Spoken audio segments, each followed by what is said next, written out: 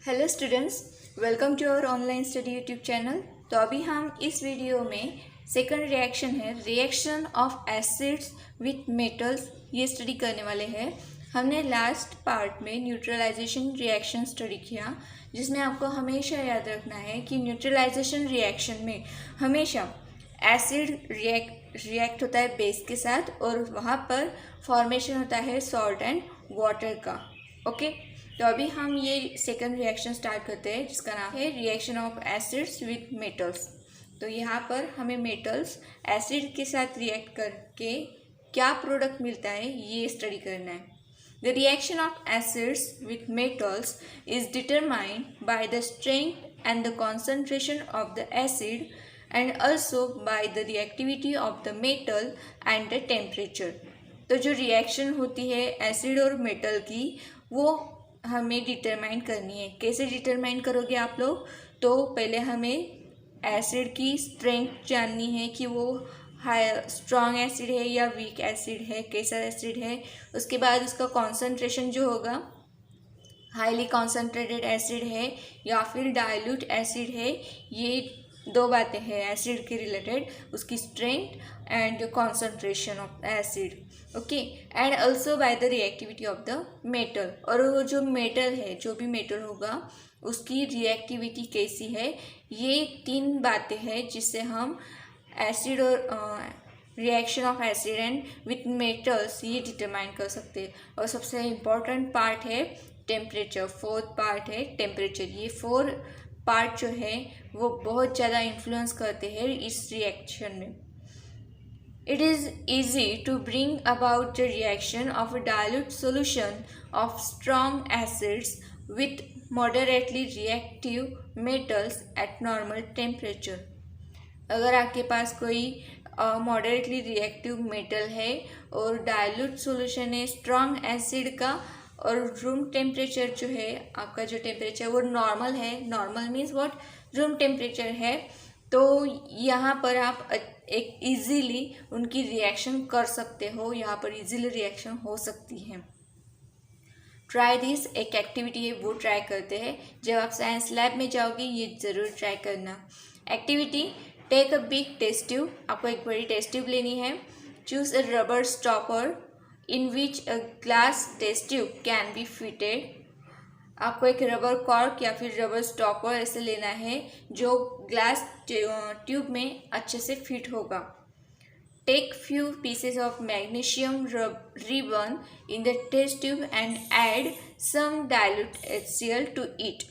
और फिर उस टेस्ट ट्यूब में या फिर ग्लास ट्यूब में आपको मैग्नीशियम रिबन के छोटे छोटे पीसेस ऐड करने, थोड़े से ही लेना है, ज़्यादा नहीं।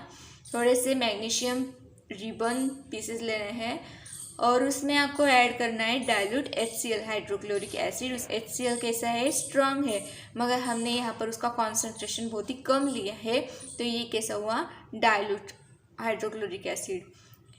Take a lighted candle near the end of the glass tube and observe. और एक लाइटेड कैंडल या आपकी जो नॉर्मल कैंडल होती है वो ग्लास टेस्ट ट्यूब के एक एंड पर आपको पकड़नी है और आपका ऑब्जर्व करना है वहाँ पर क्या होता है।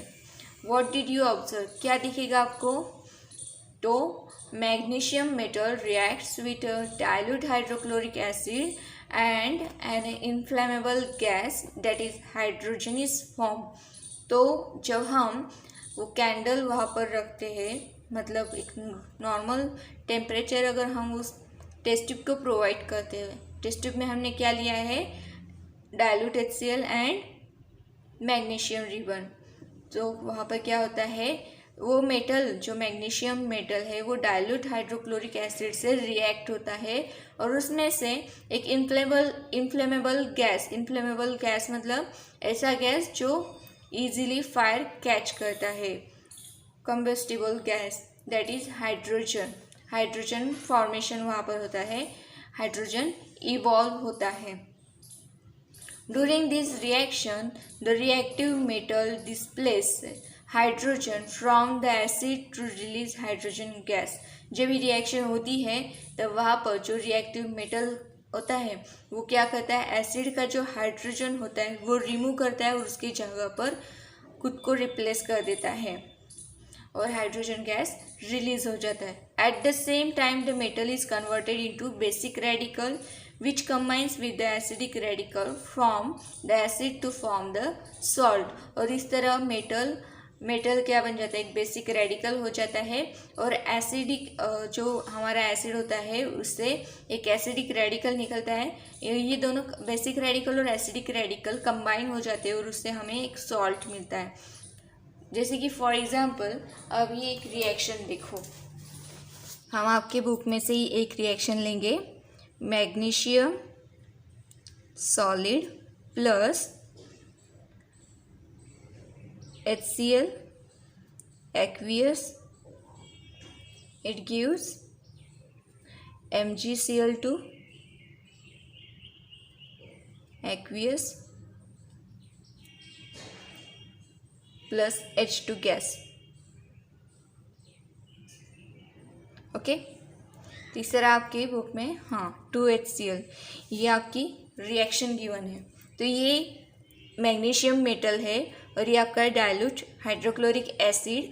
जब इनकी रिएक्शन होती है तो हमें एक सॉल्ट मिलता है MgCl2 magnesium chloride aqueous form में, और ये जो H2 गैस है वो रिलीज हो जाता है। ठीक है, तो अभी हम स्टेप बाय स्टेप स्टडी करेंगे। तो क्या होता है एक्चुअली रिएक्शन में, क्या होता है ये देखो, जो Mg है आपका मैग्नीशियम, ये क्या करता है, ये मेटल है, इसके आउटर शेल में 2 इलेक्ट्रॉन्स एक्स्ट्रा होते हैं, ये 2 इलेक्ट्रॉन्स डोनेट कर देता है।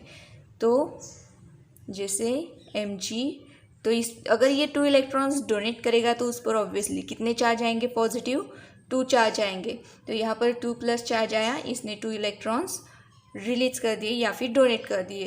तो ये आपका बन गया बेसिक रेडिकल। ये कौन सा बना, बेसिक रेडिकल। ठीक है, और ये जो सेकंड है आपका HCl हाइड्रोक्लोरिक एसिड, ये जब डिसोसिएट होता है तो यहाँ पर H plus plus Cl minus, इस तरह इसके आयंस फॉर्मेशन होता है, रेडिकल्स फॉर्मेशन होता है। ये आपका बेसिक रेडिकल, ये एसिडिक रेडिकल, ये एसिडिक रेडिकल। तो जब यहाँ पर 2 प्लस चार्ज है तो इसके जो पॉजिटिव चार्ज अगर हमें हटाने हैं, वैनिश करना है, तो हमें 2 नेगेटिव चार्ज वाला एसिडिक रेडिकल चाहिए, है ना। तो इसीलिए हम यहाँ पर 2 इक्विवेलेंट नंबर ऑफ HCl लेते हैं। तो इसीलिए यहाँ पर 2 राइट डाउन करते हैं। ऐसा कुछ भी नहीं लिख सकते हम उस पर 2, 3, 4 ऐसा कुछ भी नहीं। जैसे ये प्लस चार्ज होता है, ये बैलेंस करने के लिए हमें 2 नेगेटिव चार्ज चाहिए, ऐसा एसिडिक रेडिकल चाहिए। तो एक क्लोरीन अगर अटैच होगा तो एक माइनस प्लस बॉन्डिंग फॉर्मेशन होगा, मगर एक positive charge as it is रहेगा। तो इसलिए हम सेकंड क्लोरीन ऐड करेंगे। अगर हमने 2 मॉलिक्यूल्स लिए HCl के तो क्या होगा, वहाँ पर 2H प्लस आयंस फॉर्मेशन होगा एंड साथ ही साथ 2 क्लोरीन एसिडिक रेडिकल्स फॉर्मेशन होगा। तो ये क्या होता है, यहाँ पर ये बेसिक रेडिकल और एसिडिक रेडिकल, इनके बीच में रिएक्शन होती है। Mg plus plus plus Cl minus, sorry ये यहाँ पर एक ही चार्ज आएगा। तो जैसे ये 2 क्लोरीन इस Mg मैग्नीशियम रेडिकल के साथ रिएक्ट होते हैं तो यहाँ पर सॉल्ट फॉर्मेशन होता है MgCl2। ठीक है, और जो बचता है आपका 2H प्लस, तो ये जो 2H प्लस है, ये मैग्नीशियम ने जो 2 इलेक्ट्रॉन्स रिमूव किए हैं वो इसके साथ कंबाइन हो जाते हैं, है ना। और फिर यहाँ पर आपका H2 गैस फॉर्मेशन होता है और इस तरह ये उस रिएक्शन से इवॉल्व हो जाता है। समझ में आया आपको। फर्स्ट स्टेप में मैग्नीशियम बेसिक रेडिकल फॉर्मेशन होता है, मैग्नीशियम जो है सॉलिड वो बेसिक रेडिकल में कन्वर्ट हो जाता है, और जो HCl है हाइड्रोक्लोरिक एसिड वो डिसोसिएट होके वहाँ पर एक बेसिक रेडिकल और एक एसिडिक रेडिकल फॉर्मेशन होता है और फिर इसका जो पॉजिटिव चार्ज है वो बैलेंस करने के लिए हम दो नेगेटिव चार्ज मतलब दो Cl एसिडिक रेडिकल लेते हैं। और फिर ये जो बेसिक रेडिकल है मैग्नीशियम का और एसिड का एसिडिक रेडिकल, ये दोनों कंबाइन होते हैं और उनसे आपका ये सॉल्ट बनता है।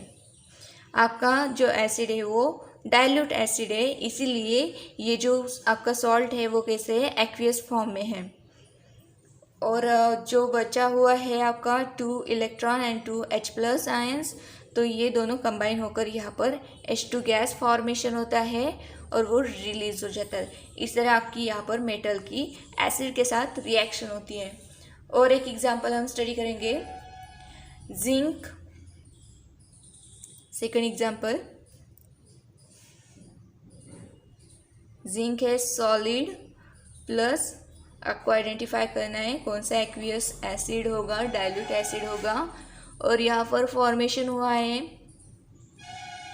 ZnSO4 एक्वियस प्लस खाली जगह है। ओके, तो आप गेस कर सकते हो कि जब भी रिएक्शन मेटल की रिएक्शन एसिड के साथ होती है तो वहाँ पर सॉल्ट फॉर्मेशन होता है और H2 गैस रिलीज होता है। तो यहाँ पर हम अभी फिल कर देंगे H2 गैस।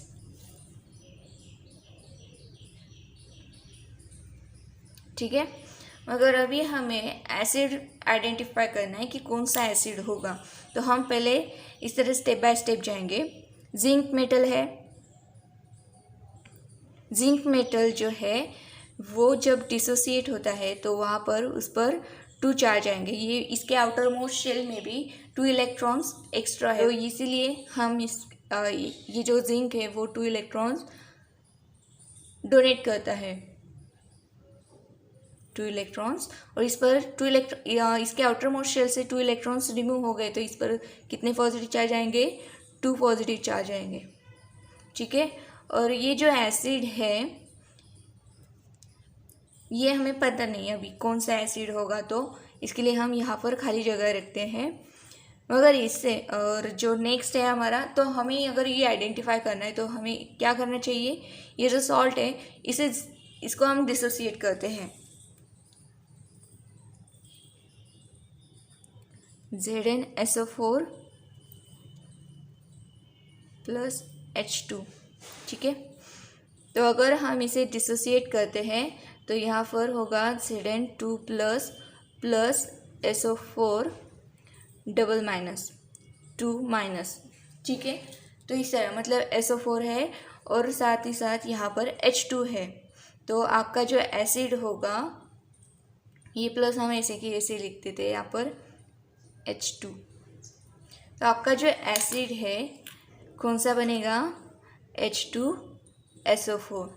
यहाँ पर नेगेटिव साइन है, H2 का सेल्फ प्रोटॉन है, पॉजिटिवली चार्ज होता है, तो इसके साथ कंबाइन होगा तो आपका जो एसिड बनेगा वो होगा H2SO4 सल्फ्यूरिक एसिड।